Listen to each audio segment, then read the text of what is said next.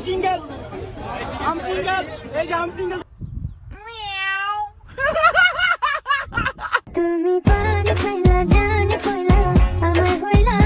A few moments later.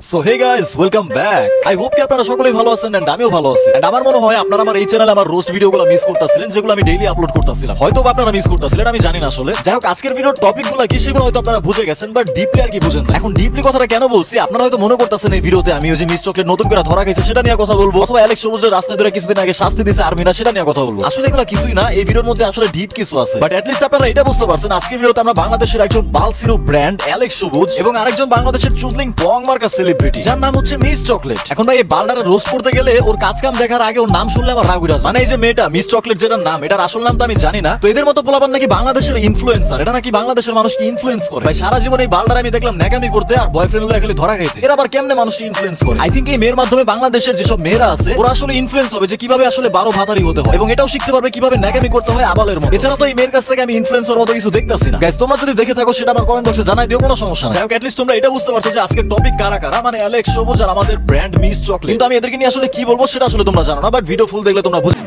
So guys, প্রথমে এই miss chocolate কি দিয়ে শুরু করা যায়? এখন ভাই যারাই দিয়ে শুরু করি না কেন, দুজনেই কিন্তু টিকটকার, একজন ছেলে আর একজন মেয়ে। আর তুমি যত যাই বলো না কেন, টিকটকারদের ম্যাক্সিমাম টিকটকারদের কাজের সিস্টেমটাই সেম। মানে তুমি একবার নিজেকে প্রশ্ন করো তো, এইসব যে টিকটকার গুলো আছে এরা কখনো ভালো কাজ করে মানুষের কাছে পরিচিতি পাইছে অথবা ভাইরাল হয়েছে? অথবা তুমি নিজেরাই প্রশ্ন করো যে তুমি ওদেরকে কেমনে চিনো? আই থিঙ্ক তোমরা বিষয়টা বুঝতে পারছো। আসলে টিকটকারদের জন্মই হয় আবলামি কইরা, আর দেখবা যে এরা আবলামি কইরা কিছুদিন ট্রেন্ডিং এ থাকে, কিছুদিন ভাইরাল থাকে, তারপর দেখবা যে হঠাৎ করে গায়েব হয়ে যায়। কারণ বাংলাদেশের মানুষ কিছুদিন এদের আবলামি দেখে এদেরকে ট্রেন্ডিং এ রাখে, এরাও ট্রেন্ডিং এ থাকে, ভালোই টাকা পয়সা কামায়। কিন্তু যখন মানুষ এদের আবলামি দেখে অফ করে দেয়, তারা কিছুদিন পরে নতুন আরেকটা আবলামি করে। ভাই এটা আসলে সত্যি কথা। তুমি দেখো, তুমি সব টিকটকারদের দিকে তাকাও, এই যে প্রিন্স মামুন বলো, লাইলা বলো, মিস চকলেট বলো, এগুলা ভাই কোনো না কোনো একটা আগাম করে অল টাইম ট্রেন্ডিং এ থাকছে। কখনো দেখছো কোনো একটা আবলামি করা ছাড়া এদেরকে ট্রেন্ডিং এ? কখনো দেখছো তুমি? তুমি নিজেরাই প্রশ্ন করো। আর যদি এইসব টিকটকাররা ইচ্ছা করে আবলামি নাও করে, তারপরে দেখবে যে হঠাৎ করে ওদের সাথে একটা কাহিনী হয়ে যাবে, তারপরে এটা ট্রেন্ডিং এ থাকবে। হয়তো আবলামি করে ট্রেন্ডিং এ থাকবে, না হলে ওদের সাথে একটা কাহিনী হবে, তারপরে ওরা ট্রেন্ডিং এ থাকবে। এখন তোমার মনে প্রশ্ন হইতে পারে আমি তোমাদেরকে কেন এগুলো বলতাছি। আসলে এই ভিডিওতে আমি তোমাদেরকে যা বোঝাবো এটাই হচ্ছে আমার ভিডিওর মেইন কনসেপ্ট। তাই আগে তোমাদেরকে এই কনসেপ্টটা বুঝাইলাম যে এইসব বালসাল পোলাপাইনগুলো মনে করছে আবলামি করা ছাড়া জীবনে কিছু করতে পারবে না। যাই হোক, তো এই যে মিস চকলেট যে মেয়েটা আছে এর নিয়ে তো কথা বলতে চাইছিলাম প্রথমে। তো তোমাদের আগে এটা বলি যে এর আসলে এই নামে ডাকতে, মানে এই মেয়েটার আসলে মিস চকলেট নামে ডাকতে আমার রাগ উঠে। সো গাইস, আমি এই ভিডিওতে এই বালডারে মিস চকলেট না ডাকা ভোদাই বলে ডাকবো, ঠিক আছে? তো এই ভোদাইরে যখন আমি প্রথম দেখি, মানে হুট করে দেখলাম ভাইরাল হয়ে গেছে টিকটকে, দেখলাম যে এসব বলতাছে ন্যাকামি করে বলতাছে,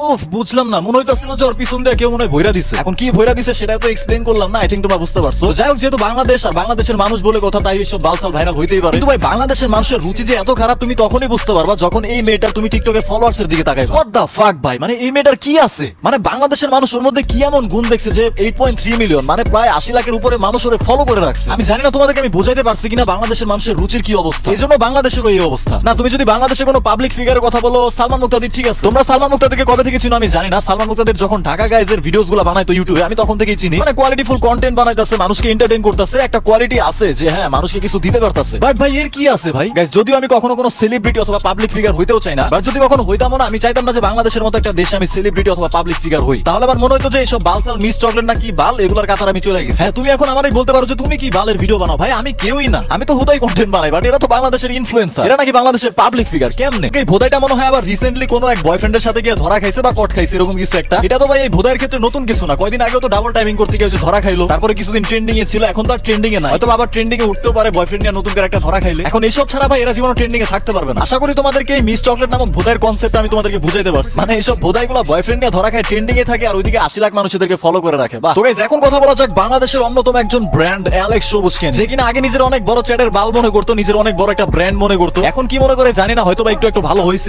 একটু জ্ঞান বুদ্ধি আসছে হয়তো বা। তো যাই হোক, রিসেন্টলি অ্যালেক্স সবুজের একটা কাহিনী দেখলাম, যেটা তোমরা ম্যাক্সিমামই দেখছো আমার মনে হয় আর কি। ওরে বাংলাদেশ আর্মি ওরে শাস্তি দিতেছে, রাস্তায় বুক ডাউন দেওয়া হইতাছে। আমি আসলে এটা নিয়ে তেমন কিছু বলতেই চাই না, বলতে চাইলে কিন্তু আগেই বলতাম। বাট দেখলাম যে রিসেন্টলি মানুষ এটা নিয়ে ভিডিও বানাইতেছে, আবার দেখলাম যে কিছু পোলাপাইন ভিডিও বানায় ক্যাপশন দিতেছে আর্মির কাজটা ঠিক হয়। ভাই আর্মি কাজটা ঠিক করছে নাকি না করছে বাংলাদেশের পাবলিক ভালো করেই জানে। আর্মি তো উদয় কাউরে শাস্তি দিব না। যাই হোক, পরে আমি অ্যালেক্স সবুজের কিছু ক্লিপ দেখলাম, মানে এই কাহিনীটা হওয়ার পরে অ্যালেক্স সবুজ দেখলাম কিছু ভিডিও বানাইছে।